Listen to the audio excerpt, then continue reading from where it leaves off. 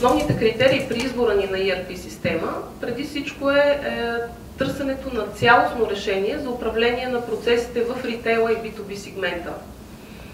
Да бъде системата лесна за употреба от потребителите, тъй като броя на служителите, които ще работят с системата при нас е изключително голям. Да бъде сравнително лесна за модифициране, за да може да отговаря на промените, които ние имаме по отношение развитието на бизнеса ни. Искаме да имаме гъвкави възможности за промоции, за свързани продажби, за програми за лоялност, т.е. най-доброто за нашите клиенти. Искаме да имаме и сме търсили различни методи за планиране на доставките и трансфер на стоки между обектите. И разбира се, нещо изключително важно, бърз и лесен поглед върху целия бизнес във всеки един момент. Добри инструменти за бизнес анализ. Като цяло, опирайки се на Microsoft Dynamics, на Vision, инвестицията, която очакваме да направим, ще надхвърли 1 милион лева и това ще включва инвестиция в лицензии, в внедряване на територията на цялата страна във всички обекти от веригата Office One Superstore, обучение на над 1500 потребители, които ще работят с системата и допълнителен хардуер, който ще бъде необходим за пускане на системата.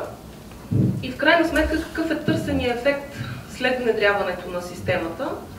Подобряване и оптимизиране на процесите в цялата верига, подобряване на комуникацията с клиентите и доставчиците, подобряване на обслужването на нашите клиенти.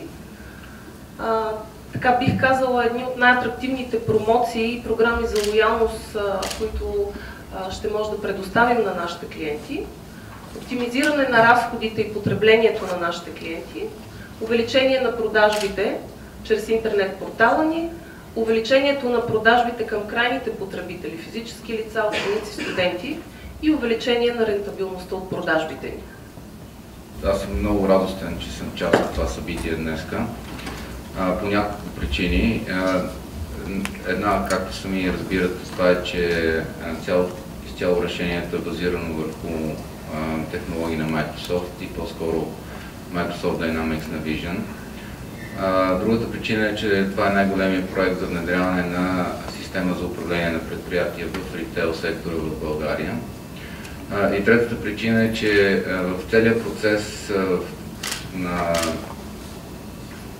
дискусия преди подписване на самия договор, водещо не беше технологията, а по-скоро бизнес нуждите или бизнес ползите, които Office One очакват от внедряването на това решение. Вие знаете, на Vision, след това Microsoft Dynamics е на българския пазар от 1998 година, 1999 година. Вече това са 13 години.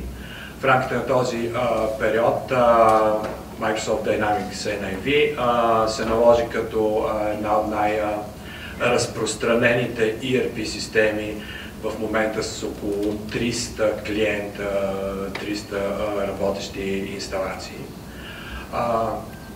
Това, което ще направим в момента с Office One е, че инсталацията в Office One ще бъде 2 пъти по-голяма от най-голямата инсталация, която е имало до момента. В Office One ще работят над 300 паралелни потребители на системата.